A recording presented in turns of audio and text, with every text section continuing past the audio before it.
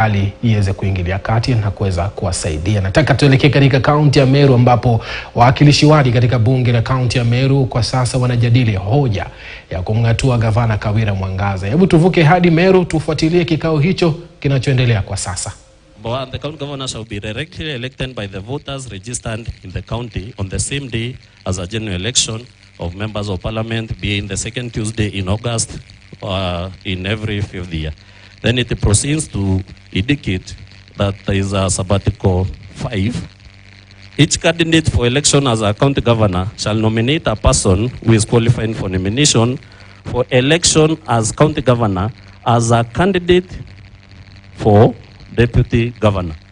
Honorable Speaker, it is the governor who nominates the candidate for a deputy governor. And after nomination, Honorable Speaker, the right of mercy for the one who is doing nomination ends at that point, Honorable Speaker, because Part 6 indicates, sabbatical 6 indicates, the Independent Electoral and Boundaries Commission shall not conduct a separate election, for the deputy governor, but shall declare the candidate nominated by the person who is elected, the candidate who is nominated by the person who is elected county governor to have been elected as the deputy governor. Therefore, there is no favor that the governor is doing to the deputy governor because he or she also undergoes the process of elections. And that, Honorable Speaker, gives the candidate or the one who is elected to the office of the deputy governor to enjoy all the privileges that comes with that office, Honorable Speaker. But we have seen the governor, even instructing junior officers of the county to go and use demeaning ones on a person who is senior in the county, Honorable Speaker. In the case of one chief of staff, and I'll read verbatim of what he said. That is provided for in. It's provided for in. Honorable Leader Majority, I don't get you. Who enumerates the government officers? Is it the governor or who does that?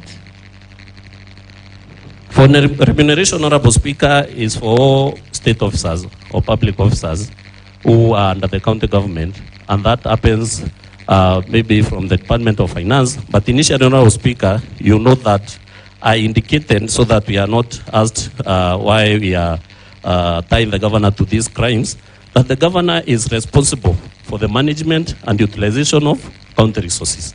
So that one means she is the overall manager. That's why you would say she is the CEO of the county.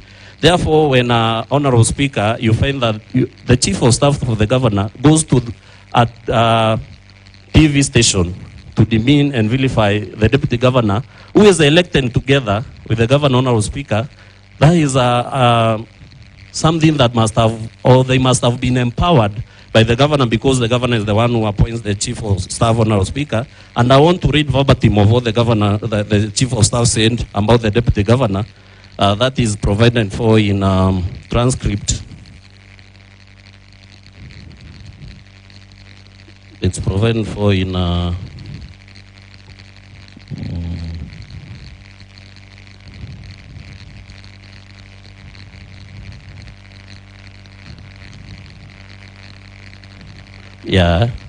in a video recording of the governor's chief of staff making a highly vulgar, insulting and demeaning insensitive remarks against the deputy governor on Baita TV, and I'll ask that video be played, Honorable Speaker, so that honorable members and members of the public can see what we mean by a junior officer demeaning a senior officer who is elected together with the governor. And I'll also read the transcript, Honorable Speaker, which is as the video plays, I'll give the number of that transcript on these exhibits booklet, Honorable Speaker. Therefore, kindly play that video.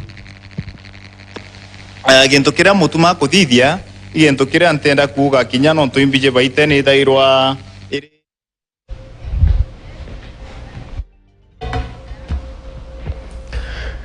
Na bila shaka hao ni wawakilishi wadi wa kaunti ya Meru wakiendelea kujadiliana kuhusiana na hatua ile ama mswada wa kutaka kumng'atua mamlakani gavana Kawira Mwangaza. Tarudi pia kule kusikia ni yapi ambayo yanazidi kuzungumzwa na kujadiliwa na wawakilishi wadi hao. Kwa sasa tuangazie taarifa hii ambapo shirika